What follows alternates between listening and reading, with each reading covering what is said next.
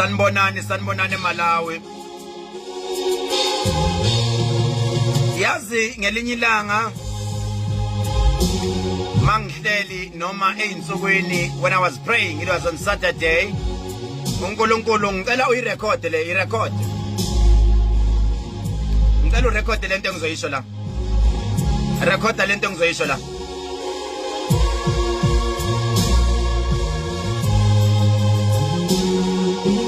I'm waiting for you to record this one, and I want you to share this one. I am delivering the prophecy.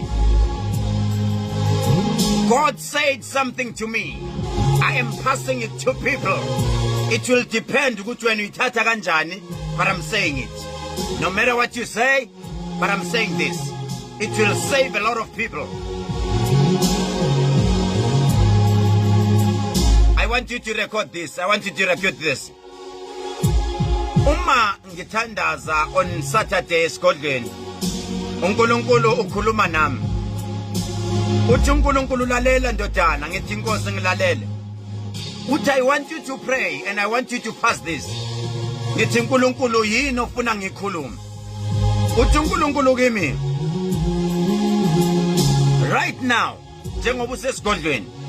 I think the time was 23 minutes past 10. Mangisbuka isikhathi.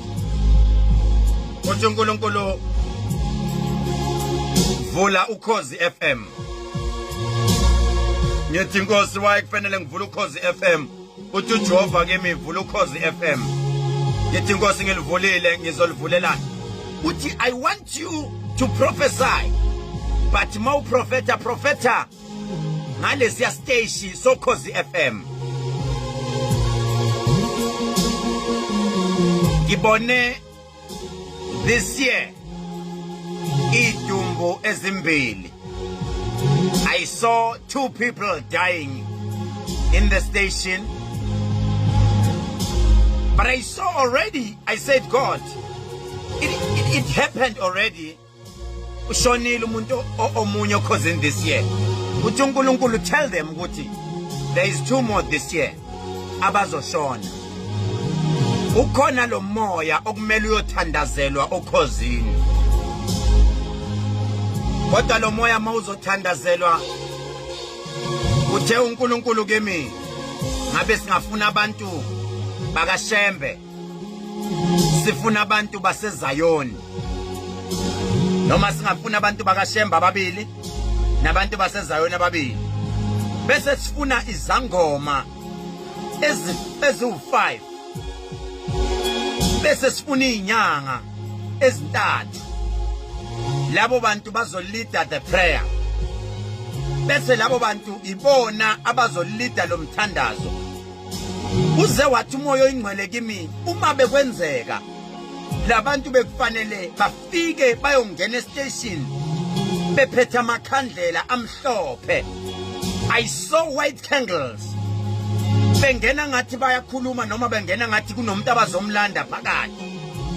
Wathi umoya oyingcwele kimi ikhona into okumele iyolandwa kabi ewumkhokha phakathi endlini zokusakaza. Uthe umoya oyingcwele kimi basazogula abantu badlule emhlabeni. Wathi uJehova sikhulekele leyamphefumulo yasokhosini. I so wish njengamanje ngabe kuthiwa ukhona omunye wabo lalele, ngoba ngibone behamba abanye bephathwa zinyawo, abanye behamba bephathwa zibhobo bephakathi endaweni yokusebenzela. Wathi umoya oyingcwele lento bekumele kube sengathi kubambisana abantu basekuphakameni noma abantu bakaShembe bebambisane nezinyanga. Wathi umoya oyingcwele if bekuya ngami ebethi uNkulunkulu kimi ngabe bathi benza lento yabo kube nempepho eshiswayo phakathi, inuke kamnandi, inuke phakathi endlini zokusakaza. Ngoba uze wathi umoya oyingcwele mos lesi station ngibona kuyistation sogogo noma kuyistation ekuyithu abantu abadala bebethi mabesilalela bese bengathi bakhuluma kakhulu emsamo. Wathi umoya oyingcwele kukhona isiko mos eselilahlekile okhosini phakathi. Wathi umoya oyingcwele kunomuntu owadlula emhlabeni okhosini FM wayekade elithanda ukhozi, noma ngithi mina oyumsebenzi owadlula emhlabeni, kodwa lo muntu owayelithanda ngenhliziyo yakhe yonke, kodwa ngizinhliziyo yakhe ingavumi ukuphuma mos kule ndawo. Wathi umoya ake sinenge abantu abadala abakhona abangahamba bawukhuleka kakhulu kule ndawo angazi noma niyangizwa yini ayi ukhona ozongizwa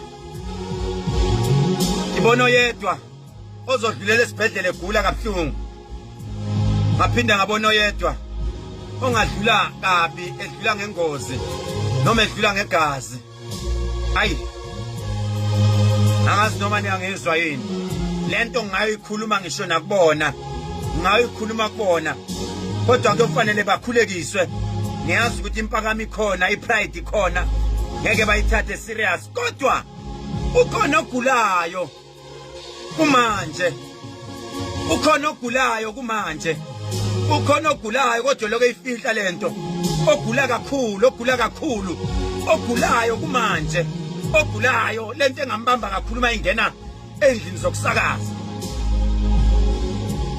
Jesus Nkosi yamakhosi Nkosi yabezizwe mthethelele lona